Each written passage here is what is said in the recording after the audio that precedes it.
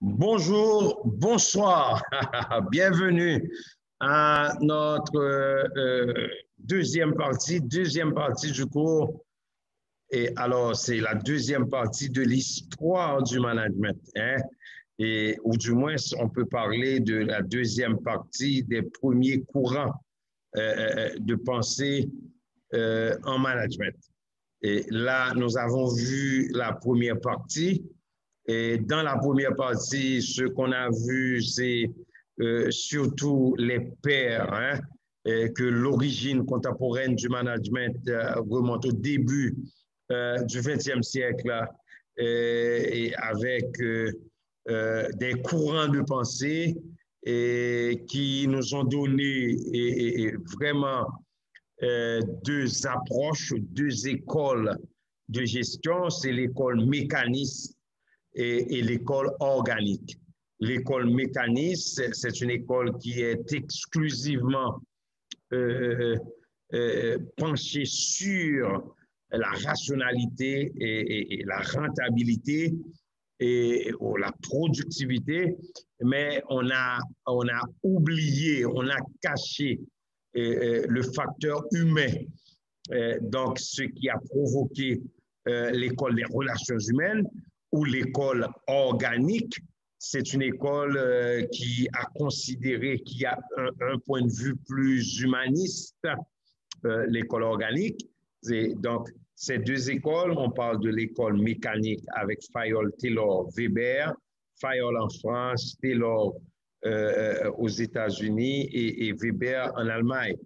Ensuite, de l'autre côté, nous avons l'école organique qui a un point de vue très humaniste, et l'école organique va nous présenter soit l'approche, deux approches, hein? L'autre mécanique, c'est trois approches, c'est l'OAT, l'Organisation administrative du travail de Fayol, l'Organisation scientifique du travail de Taylor et le modèle bureaucratique de Max Weber. Donc, l'autre école, c'est l'école organique, mais en ce qui concerne cette école, nous retrouvons l'école des relations humaines que nous allons voir et l'école que nous appelons l'école, la théorie de la contingence. OK? Je vais vous présenter rapidement notre c'est plutôt l'écran pour que vous puissiez voir le modèle organique dans un certain sens qui est une sorte de contestation même de l'autre modèle qui est le modèle mécanique. Le modèle organique, c'est un modèle qui évoque des considérations beaucoup plus humaines, hein? Donc là, les travailleurs ne sont pas considérés comme des facteurs de production, comme dans le modèle mécanique, mais on a des individus qui ont des besoins et on doit donner une certaine dignité. C'est une approche qui a donné une certaine dignité au travail. Les principaux auteurs de ce modèle, on a Maillot, Barnard, Simon, Merton, Argyris, McGregor, Leiker, Maslow. Maslow fait partie de la deuxième génération d'auteurs, mais ces gens-là ont pris en compte un élément qui était occulté ou caché dans l'approche mécaniste ou l'approche classique, hein, vous pouvez l'appeler comme ça. Pour le moment, c'était l'homme ou l'être humain. Donc, le modèle organique, c'est un système ouvert parce qu'il y a interaction avec l'être humain. Pour ce modèle, l'être humain est prioritaire, c'est la théorie des relations humaines, et l'environnement est aussi prioritaire, c'est la théorie de la contingence. Donc, le premier groupe qui a critiqué l'approche classique ou mécaniste, hein, on peut l'appeler l'approche classique ou l'approche mécaniste, comme on l'a vu, hein. Le premier groupe qui a critiqué cette approche, c'est-à-dire, comme je vous dis, je vous parle de l'approche classique et ou vous pouvez l'appeler ou l'approche mécaniste. Le premier groupe, c'est Barnard, qui a écrit un livre qui s'appelle The Function of the Executive, et publié par Harvard en 1938. Il y a Simon, Administrative Behavior, publié en 1947, et Merton, Social Theory and Social Structure. Comme vous pouvez remarquer, ce sont des livres qui sont vraiment anciens. Maintenant, si on a à faire un travail de recherche, on doit utiliser des ouvrages beaucoup plus récents, hein? Pas plus que 5 ans, parce qu'il y a des gens qui ont écrit sur ces gens-là. Donc, là, il fit remarquer, le premier groupe, que ce qui prévalait en fait dans le système fermé des classiques ou mécanistes était la coopération ou l'interaction entre les différents membres. S'il y a coopération, ce système va fonctionner. Parce que ce système, c'est-à-dire le système mécaniste parlait d'un one best way, une meilleure façon de faire les choses, et vous devez le faire de cette façon-là. Mais s'il y a coopération, puisqu'il n'y a pas d'interaction, c'est un système fermé, s'il y a coopération, ça va marcher. C'est-à-dire, on a parlé de coopération ou interaction entre les différents membres, interaction entre les activités des acteurs, coopération et coordination entre les individus lorsqu'on veut réaliser une certaine tâche, interaction entre organisations formelles et informelles, donc coordination entre les entités. Si on a une certaine coopération, là, il n'y a pas de problème. Mais ces gens-là, c'est-à-dire les gens qui firent le premier groupe qui a critiqué l'approche mécaniste, ils montrèrent que contrairement aux hypothèses de l'approche classique ou l'approche mécaniste, le décideur, c'est-à-dire le patron, dispose d'un choix restreint d'alternatives. Et le patron tend à prendre ses décisions dans une rationalité limitée. Donc, la rationalité limitée, c'est un concept qui a été utilisé pour la première fois par March et Simon. Vous savez qu'il y a la rationalité absolue. La rationalité absolue, c'est quand j'agis, je suis sûr de ce que je vais faire et je ne tiens pas compte des autres. Je ne tiens pas compte de l'environnement, je ne tiens pas compte des autres interactions. Et là, il y a une rationalité, mais rationalité absolue. Mais la rationalité absolue n'existe vraiment pas. C'est pour cette raison que Simon a proposé une rationalité, mais limitée. Et ensuite, la notion d'autorité fut également remise en question. Et je vais vous dire que l'autorité n'existe pas de manière inattaquable. Laissez-moi vous expliquer pourquoi. Par exemple, si je donne un ordre à quelqu'un, je lui demande de quitter une salle de classe, mais la personne doit décider de quitter. Est-ce que vous comprenez? La personne peut dire, oh, bon, même si on me met dehors, même si on me donne des sanctions, je ne vais pas quitter. Donc là, vous allez voir que l'autorité est attaquée. Hein? L'autorité n'existe pas de manière inattaquable chez celui qui en est officiellement investi. L'autorité doit être acceptée, c'est-à-dire l'autorité est fonction du consentement. L'autorité est fonction du consentement. L'autorité est fonction de la zone d'indifférence des individus qui la subissent. Zone d'indifférence, lorsqu'on parle de la zone d'indifférence, c'est un espace qui est là, un espace au sein duquel la personne accepte de subir l'autorité de son patron ou d'un autre en échange des compensations. Je m'explique. Par exemple, si votre patron ne vous paie pas, vous n'allez pas accepter son autorité. Ça, c'est sûr, ça, c'est sûr. Le patron vous donne des avantages sociaux, le patron vous paye ou vous paie. Là, il n'y a pas de problème, vous allez accepter son autorité. Et ensuite, le premier groupe encore, c'est-à-dire ces théoriciens, Barnard, comme on a vu, et les autres, ils ont parlé du concept de l'équilibre organisationnel. Donc, c'est un concept qui met l'accent sur l'échange entre ce que l'employé reçoit et le travail que l'employé va fournir. Ça veut dire, c'est pas parce que l'employé reçoit un bon salaire que cet employé-là va fournir un bon travail. On est là. Donc, et là, la deuxième contestation vient du mouvement des relations humaines. Le mouvement des relations humaines, c'est un mouvement qui a pris en compte un élément qui était vraiment caché dans l'approche classique, ou l'approche mécanique, c'est l'être humain. Donc, là, on retrouve Maillot avec son équipe qui a fait, je vais vous l'expliquer, mais vous pouvez toujours lire mes notes, je vous l'explique. Maillot a fait une expérimentation dans une usine qui se trouve dans la ville de Houghton.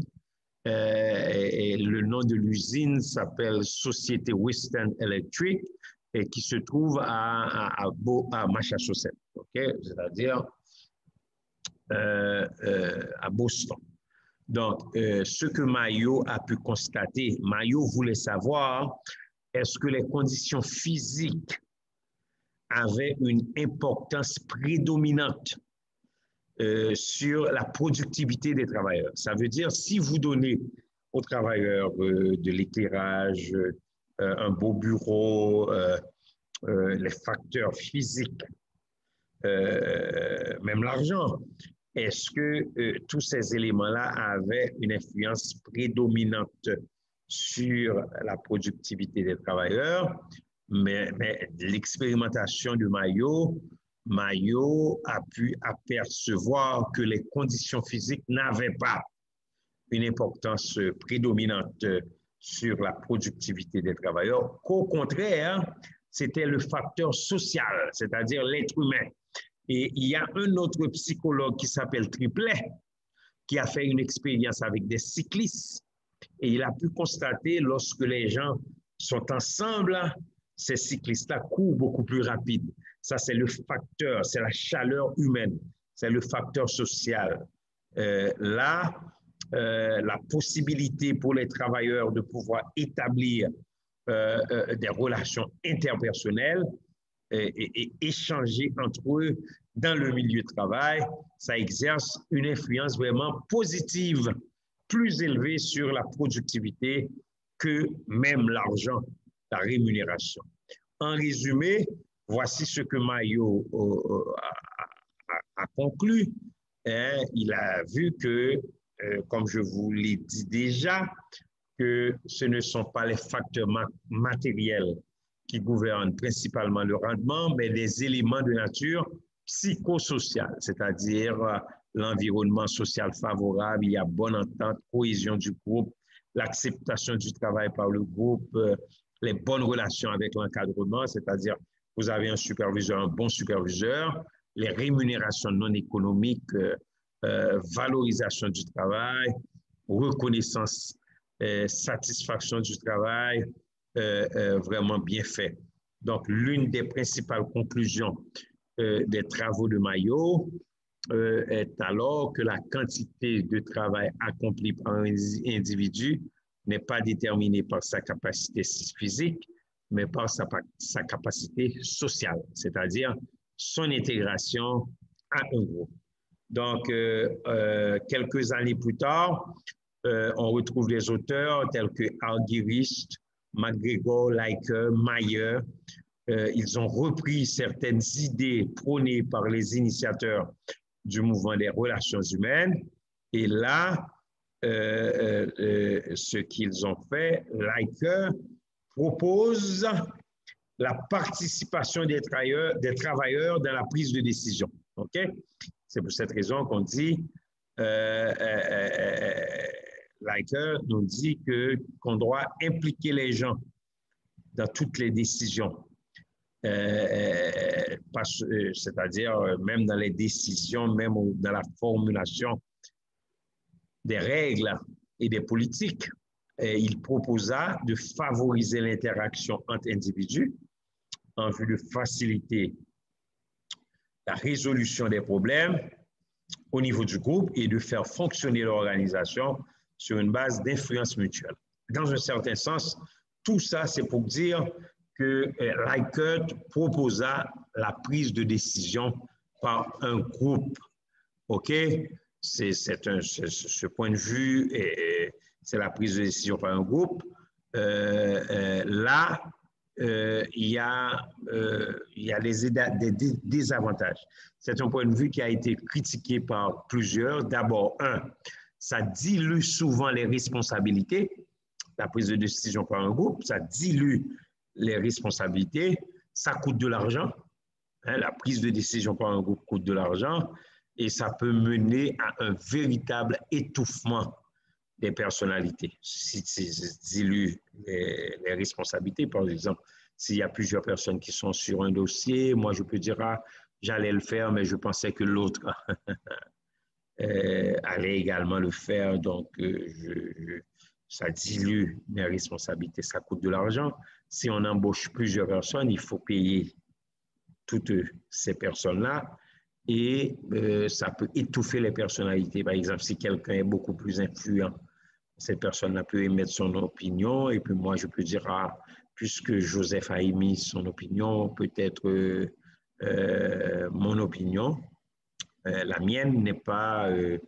ne sera pas bien assez acceptée ou n'est pas bonne.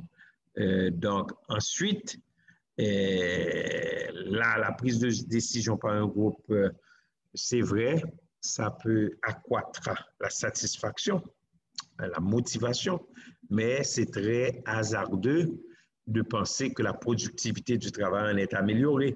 Ce n'est pas parce qu'on a demandé à ces gens-là de prendre la décision que la productivité du travail va être améliorée, même la qualité de la décision, on ne peut pas être sûr que la qualité de la décision est supérieure à celle proposée par un expert.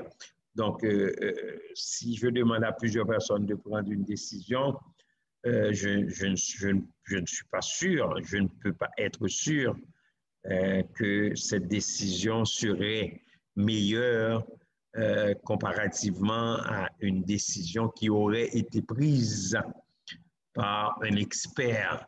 Je peux demander à un expert de prendre une décision et la décision pourrait aussi bien être bonne ou meilleure par rapport à la prise de décision par un groupe. Ensuite, on retrouve McGregor avec la théorie X qui dit que l'être humain est paresseux, l'être humain travaille le moins que possible, l'être humain n'aime pas les responsabilités, hein? L'être humain manque d'ambition, n'aime pas le changement. Ça, c'est la théorie X qui est du côté de l'employeur. Et de l'autre côté, on a la théorie Y qui est du côté de l'employé. La théorie Y nous dit que l'homme n'est pas passif par nature, il le devient du fait de son expérience dans l'organisation.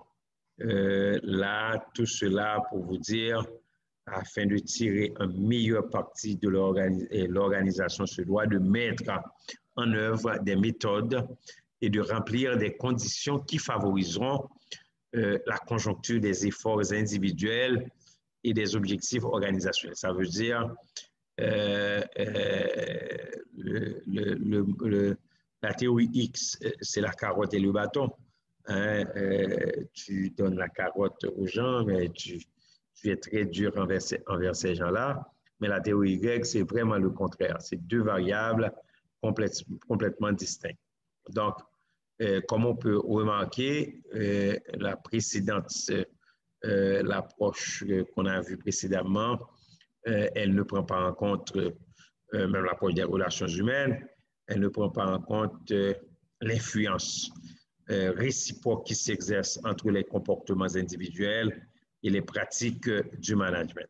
L'accent est mis sur l'homme au détriment des autres facteurs, c'est-à-dire le contexte organisationnel, la perception de l'individu, le lien que ce dernier a avec l'organisation.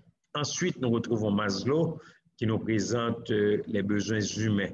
La théorie X et Maslow nous présente, excusez-moi, la pyramide des besoins. Les besoins physiologiques qui représentent des besoins primaires. Ces besoins-là doivent être comblés. Ensuite, l'individu va ressentir un besoin de sécurité. Ensuite, le besoin d'appartenance, besoin d'estime et de reconnaissance et besoin de s'accomplir. Maintenant, si nous regardons ces besoins-là, on parle d'une hiérarchie des besoins. Et ça aussi a des problèmes parce que les besoins ne sont pas nécessairement hiérarchisés. Ça dépend du contexte. Par exemple, quelqu'un qui est dans un pays pauvre, les besoins physiologiques sont très importants, sont très prioritaires. Mais quelqu'un qui est dans un pays riche, les besoins physiologiques sont déjà acquis. Quelqu'un qui vit dans un pays où il y a beaucoup d'insécurité, vous allez retrouver des besoins de sécurité, mais quelqu'un qui n'a jamais entendu même un bruit de balle dans un autre pays, ces besoins-là ne va pas être une priorité. L'appartenance, c'est faire partie d'un groupe, estime que lorsque les gens reconnaissent en nous qu'on est bon, hein, c'est le désir d'être reconnu et le besoin de s'accomplir. Pour certains, ça va être de devenir un directeur général, mais pour d'autres, c'est peut-être d'arriver comme superviseur, hein, ça dépend de la personne. Besoin de s'accomplir. Ensuite, nous retrouvons la théorie de la contingence. La théorie de la contingence, c'est une théorie qui vient en complément aux approches classiques et humanistes. C'est une théorie qui tente de définir quel est le type de management à adopter dans un environnement et pour une stratégie ou une situation donnée. L'approche mécaniste, c'était le one best way, mais cette approche, c'est it all depends. Ça dépend de la situation. C'est une approche qui donne à l'organisation une vue qui est fondée sur des faits. Donc là, dès le début des années 60, on retrouve des chercheurs comme Burns, Stoker, Woody, Hall, Woodward, ce sont ces chercheurs-là. Et là, Burns et Stoker expliquent comment les structures organisationnelles s'adaptent aux différents types d'environnements. Par exemple, si vous avez un environnement là où il n'y a pas de turbulence, où tout est stable, là, vous pouvez avoir un système de management prévisible, un système de management qui s'appelle mécanique, parce qu'avec des règles formelles, avec une centralisation de la prise de décision. Donc, un système mécanique s'adapte bien à un environnement qui est stable. Mais lorsqu'on a un environnement qui n'est pas stable, le meilleur système, c'est un système organique. Donc, dans un système organique, l'attention portée aux règles formelles est moindre, la décision est relativement décentralisée. Ce système s'adapte mieux à des environnements instables. OK? Donc, ensuite, on retrouve Woodward. Woodward nous dit quoi? Woodward nous dit que le type de production, ça c'est important. Woodward nous dit que c'est le type de production, ce qu'on produit, hein, qui détermine les différents niveaux hiérarchiques. OK? Je vous donne un exemple. Si je produis à la chaîne, il y a beaucoup de procédures, comme lorsqu'on coule le béton, lorsqu'on travaille dans une manufacture, où il y a une production à la chaîne, il y a beaucoup de procédures, hein, beaucoup de contrôles, d'administration. Et il y a un système d'information très formel, on vous dit exactement quoi faire. Et si je travaille, ça c'est dans un système de production, et, et, lorsqu'on parle de système de production, mais c'est dans une production à la chaîne. Mais si c'est une production par lot, moi, je peux décider de faire la chose à ma façon parce qu'on va me donner un lot de choses à faire et je peux décider de commencer quand je veux. Ce qui est contraire lorsqu'on est dans une production à la chaîne. Dans un système de production par lot, la définition précise des tâches est faible, la délégation d'autorité est grande, hein, on vous donne beaucoup plus d'autorité, beaucoup de délégation, et la direction est permissive, très tolérante, parce que là, je ne suis pas dans un système de production à la chaîne, là où il y a beaucoup de règles et de procédures. Donc, ensuite, on retrouve Lawrence J. Lorsch, qui a écrit un livre qu'on appelle Organization, Structure and Design en 70, ce que ces chercheurs arrivent aux mêmes conclusions que Woodward. Ces chercheurs nous disent quoi? Que les fonctions d'une entreprise, c'est-à-dire ce qui nous a été proposé par Fayol, production, recherche, vente, GRH, les fonctions d'une entreprise sont en relation avec différentes parties de l'environnement. Là, on parle des fonctions de l'entreprise sont en relation avec différentes parties de l'environnement et ces fonctions tentent à développer des caractéristiques qui reflètent leur adaptation à l'environnement. Ça veut dire chaque fonction s'adapte à son environnement. Marketing va adapter à un environnement de marketing, production va s'adapter à un environnement de production et recherche et développement va s'adapter à un environnement de recherche et de développement. OK? Donc, ensuite, on retrouve Galbraith en 1973 qui a repris les études de Lawrence et Lorsch sur l'environnement et il a fait remarquer que le facteur clé, c'est le niveau d'incertitude associé à la tâche. C'est très important. Si vous avez une tâche qui est simple, plus la tâche est simple, donc moins l'environnement a de l'importance parce que c'est une tâche simple. La tâche est vraiment simple, donc l'environnement n'a pas beaucoup d'importance. Ça veut dire on sait déjà les résultats sont prévisibles. Plus nette est l'autorité, là, le superviseur peut faire son intervention facilement. Plus formelles sont les règles et les procédures, plus nombreux sont les niveaux hiérarchiques de l'organisation, plus haut dans la structure se prennent les décisions. Hein? Je vous explique ça. Plus la tâche est prévisible, ça veut dire on vous donne à faire quelque chose. Là, vous pouvez vraiment planifier déjà le résultat de ce qu'on vous demande de faire. Par exemple, transporter des chaises. On sait déjà, on doit transporter des chaises d'un point A au point B. Donc, il n'y a pas d'incertitude là.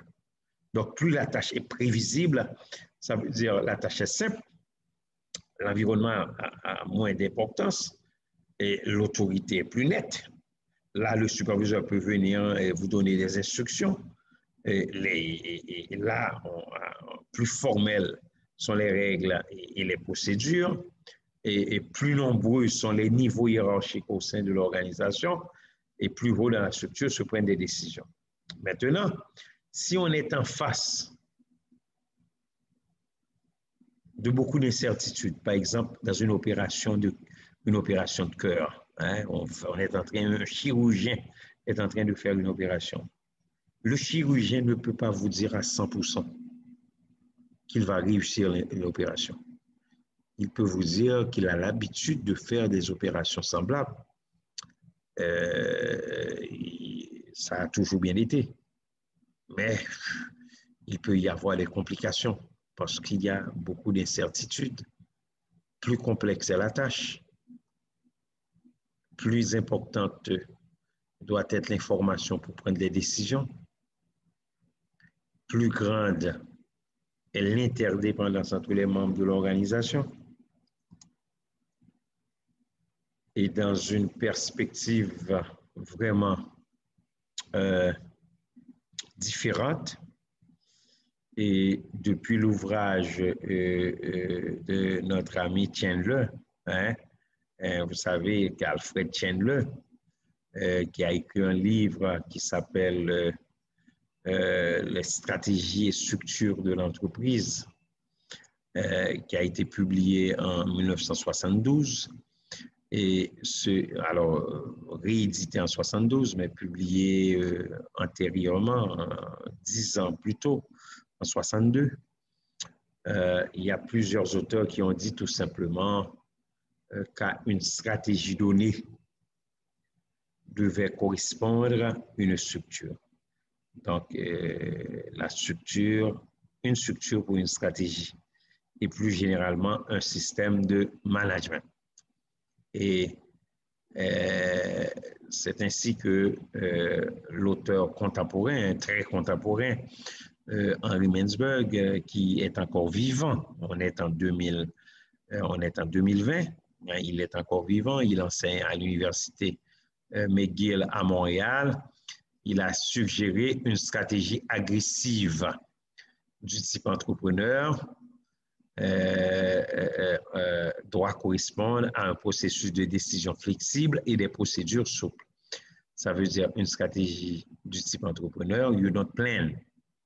Tu n'as pas de temps pour planifier parce que l'opportunité s'ouvre devant toi et tu prends l'opportunité. You don't plan. C'est une stratégie agressive.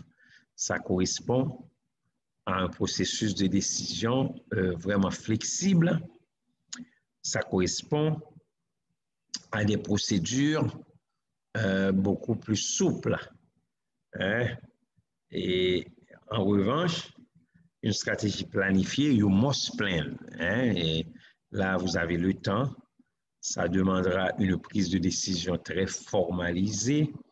Ça fera appel à des règles technocratiques. Donc là, on peut remarquer que cette variable stratégie entre l'environnement et l'organisation, la théorie de la contingence, ça permet de prendre en compte une dimension politique des choix, ça veut dire les intérêts, une dimension politique des choix structurels, en tenant compte vraiment de l'environnement et de reconnaître la place importante que l'homme preneur de décision tient au sein de l'organisation. Donc là, on parle le modèle contingent ou la théorie de la contingence qui nous explique, cette théorie nous explique qu'il y a un type de management à adopter dans un environnement pour une stratégie ou une structure, pour une stratégie donnée. OK? Il y a un type de gestion, un type de management à adopter dans un environnement pour une stratégie ou une structure donnée. Ça veut dire pour chaque structure, ou en d'autres termes, il doit y avoir une stratégie. Donc, ça, c'est la poule et l'œuf. Maintenant, c'est un dilemme. Si j'ai une nouvelle structure, cette nouvelle structure va provoquer une nouvelle stratégie. Et lorsque la stratégie va changer, ça va provoquer une nouvelle structure, nouvelle stratégie, nouvelle structure. Donc, le modèle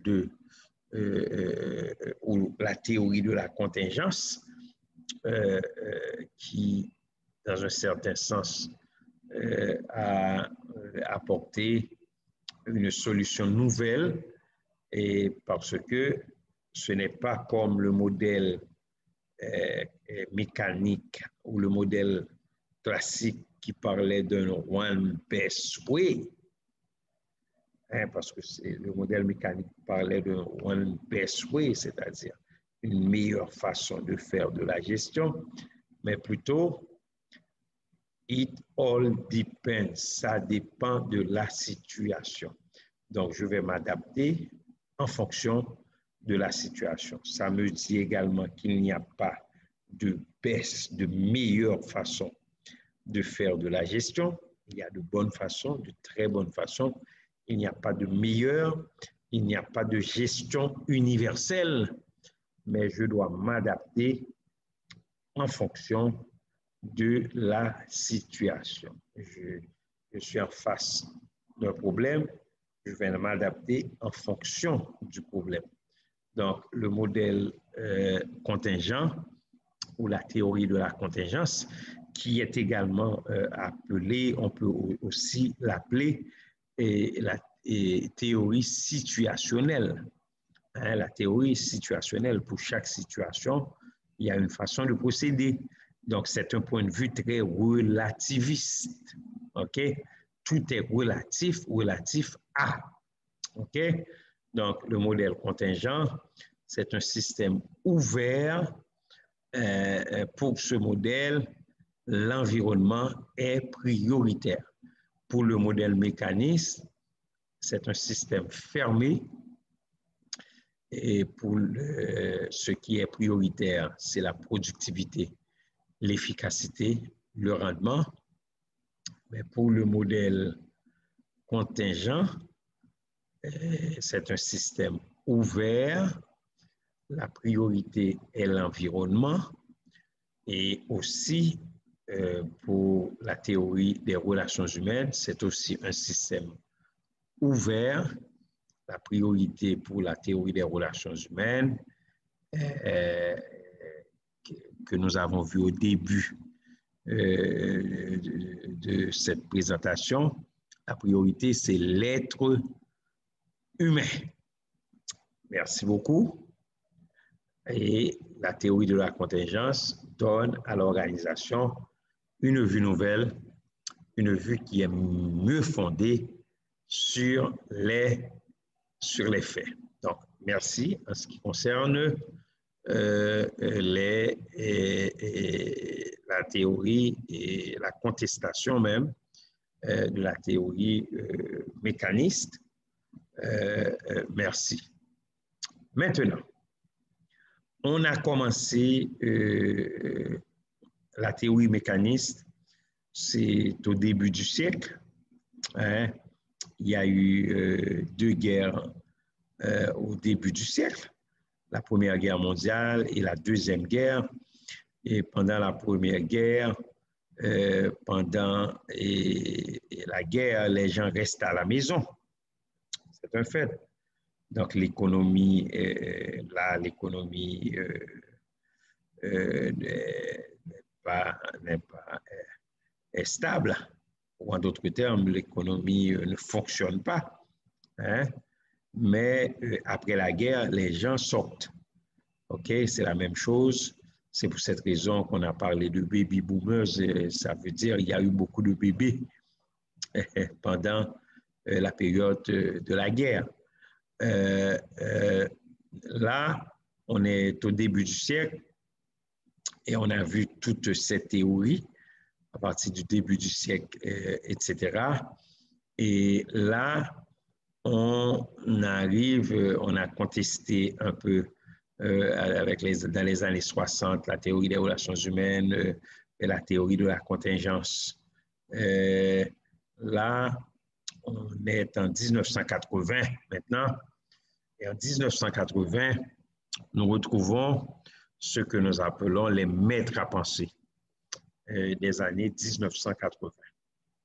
Les maîtres à penser des années 1980, ce sont des Américains. Hein, les Américains, deux consultants de chez McKinsey.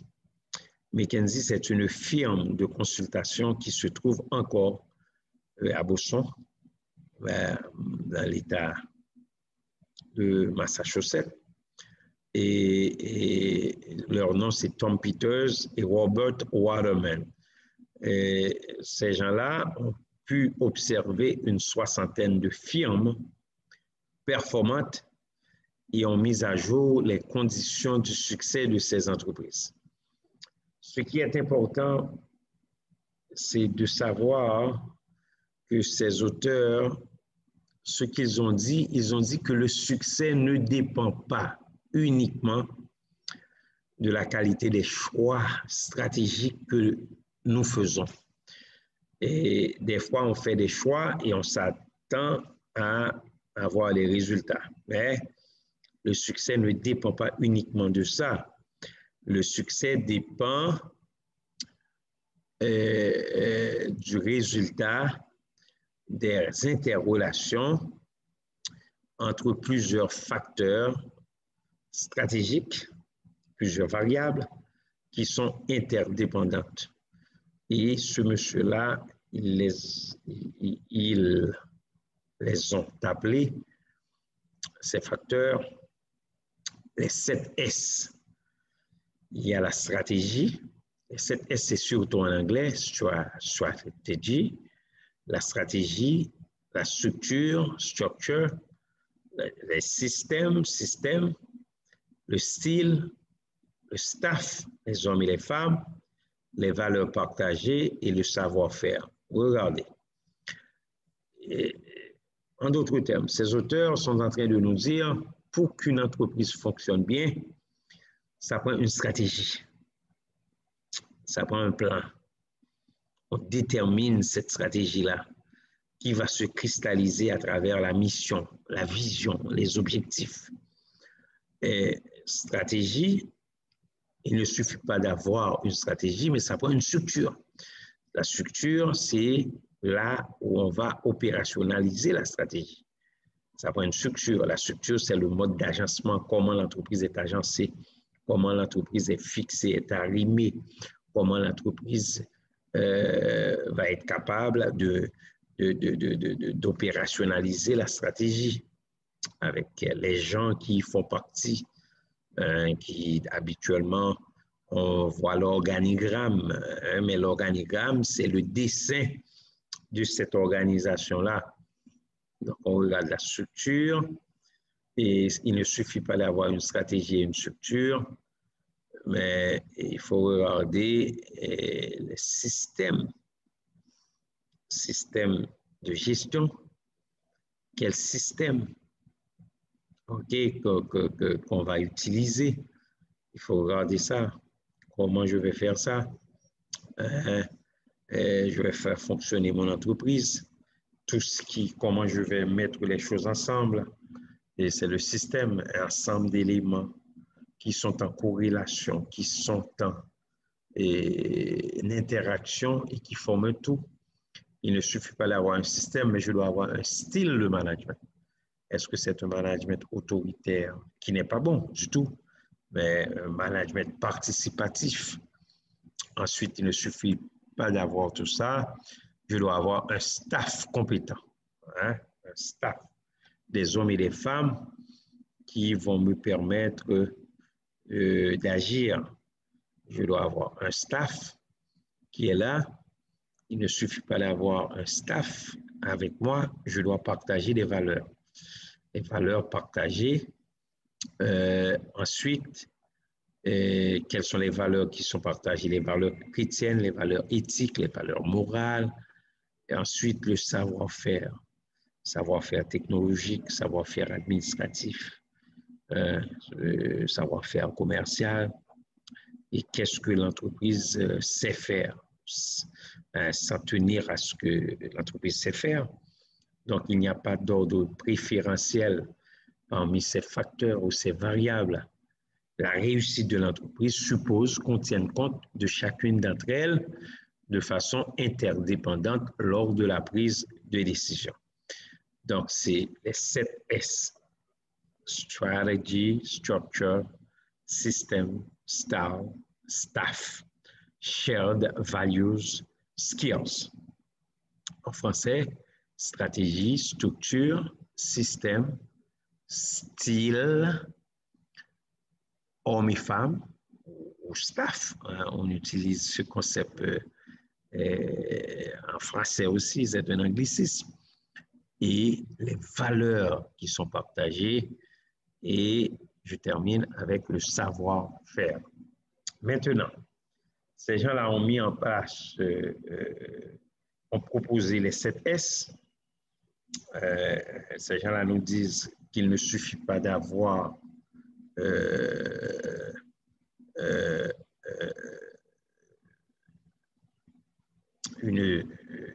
des choix stratégiques pour pouvoir avoir des résultats, mais on doit tenir compte des interrelations entre ces facteurs stratégiques interdépendants.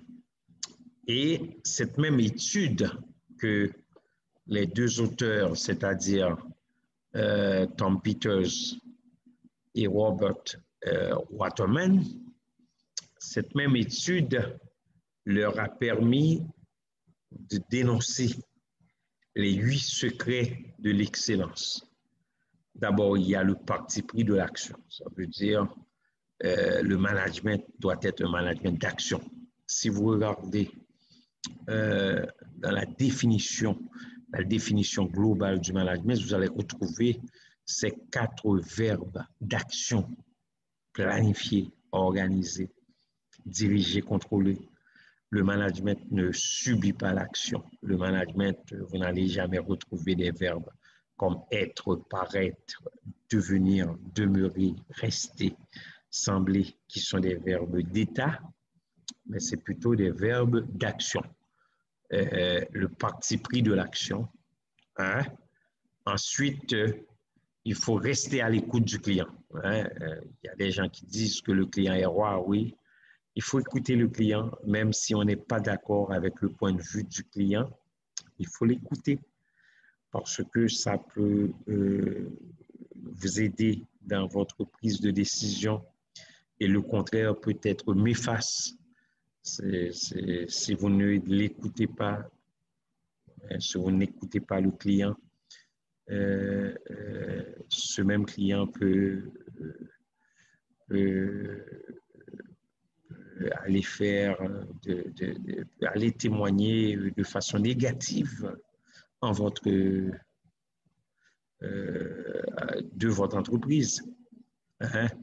Et il peut aller dire des choses mauvaises sur votre entreprise et ça peut causer des tas d'ennuis à votre entreprise.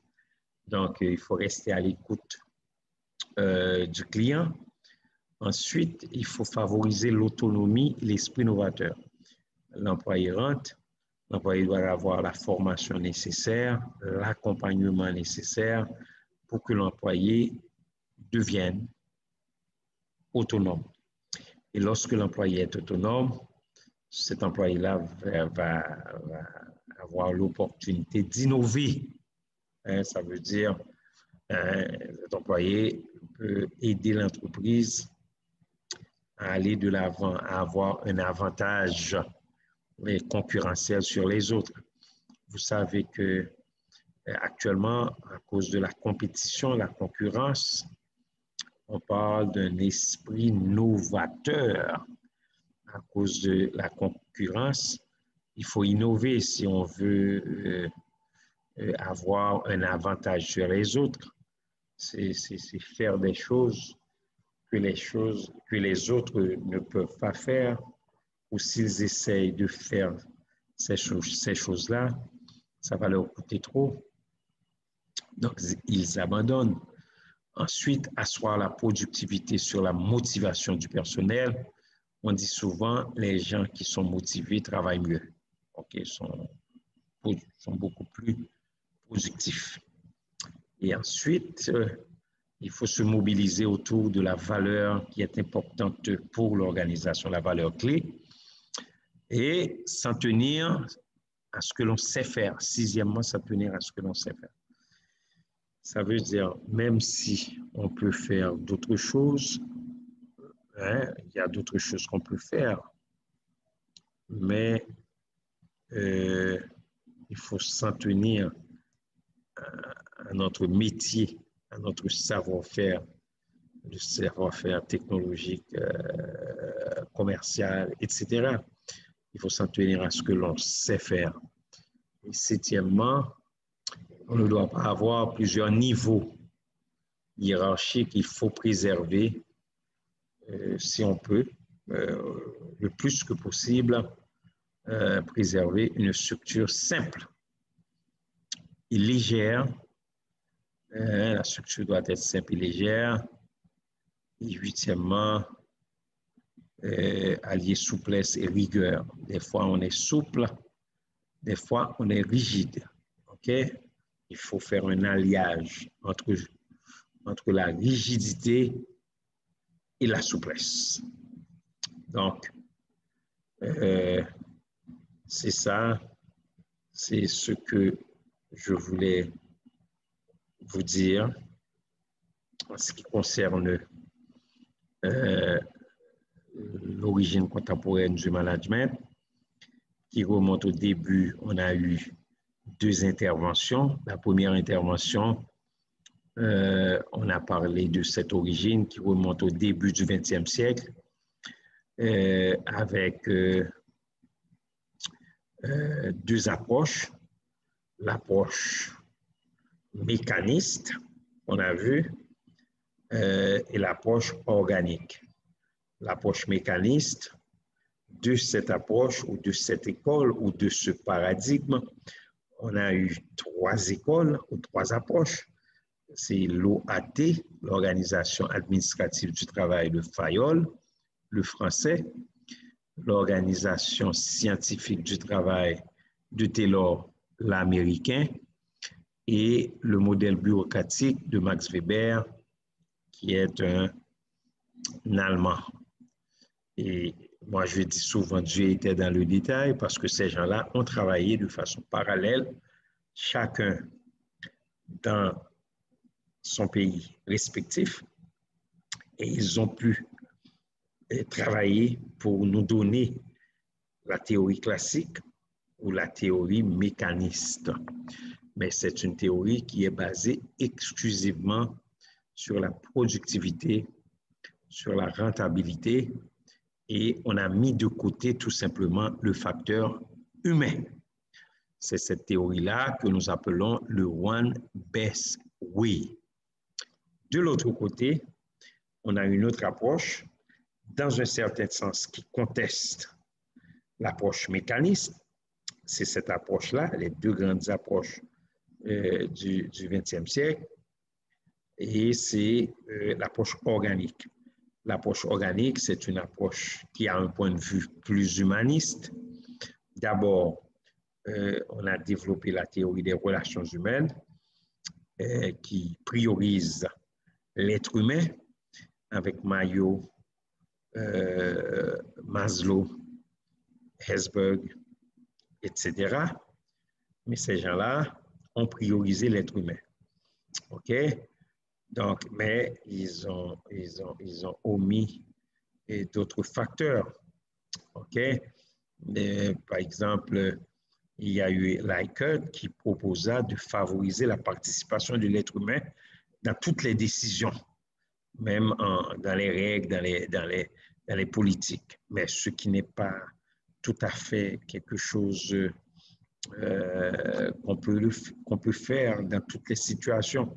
Par exemple, je ne peux pas demander à un salarié ou à un collaborateur combien qu'il aimerait avoir comme salaire.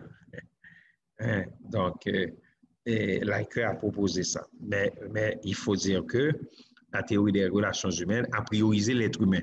Ça a été quand même une très bonne chose. De l'autre côté, avec l'approche organique, il y a la théorie des relations humaines, mais aussi la théorie de la contingence. La théorie de la contingence, c'est sûr que l'approche des relations humaines est un système ouvert à cause de l'interaction avec l'être humain, mais l'approche mécaniste, et excusez-moi, l'approche de la contingence, la théorie de la contingence, c'est vraiment ouvert et cette approche nous dit qu'il y a un type de management à adopter dans un environnement pour une stratégie ou une situation donnée. C'est une approche relativiste. Ça veut dire it all depends. Ça dépend de la situation. Donc, l'approche de la contingence et nous dit qu'il y a vraiment un type de management adopté dans un environnement pour une stratégie ou une situation donnée. La priorité est donnée à l'environnement. Telle structure pour telle stratégie pour telle structure. Donc, c'est une approche qui donne la participation de l'être humain et comme l'approche de la théorie et des relations humaines. Ensuite, on arrive dans les années 80 avec les maîtres à penser des années 1980. Ces maîtres à penser, ce sont des Américains. Ils sont très pratiques. Et ils ont présenté des recommandations qui sont simples, mais qui se basent sur la réalité. Donc, ces deux chercheurs, Tom Peters et Robert Waterman, ils ont fait une étude dans une soixantaine de firmes et ce qu'ils ont pu constater, que le succès ne dépend pas uniquement de la qualité des choix stratégiques que nous faisons. Le succès dépend des interrelations entre plusieurs facteurs stratégiques interdépendants, des facteurs qui sont stratégiques, des facteurs stratégiques, mais stratégies interdépendantes, mais les facteurs stratégiques, ces facteurs interdépendants, et ils les ont appelés les 7 S. Stratégie, strategy, structure, système, steer, staff, hommes et femmes, staff, shared values, les valeurs qui sont partagées et par l'organisation. Donc, ce sont ces 7 S.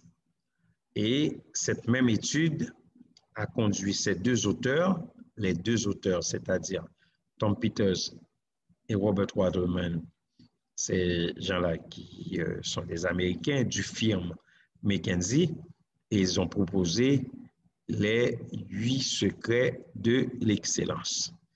Et parmi ces 8 secrets, vous les avez déjà, les 8 secrets de l'excellence, c'est quoi?